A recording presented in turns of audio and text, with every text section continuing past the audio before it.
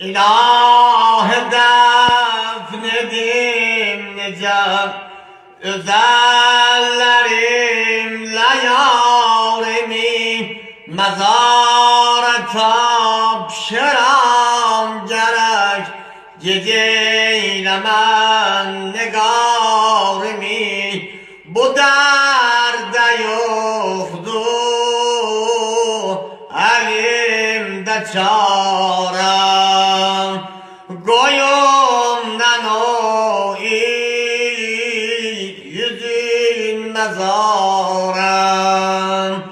Cenazesin getirmişem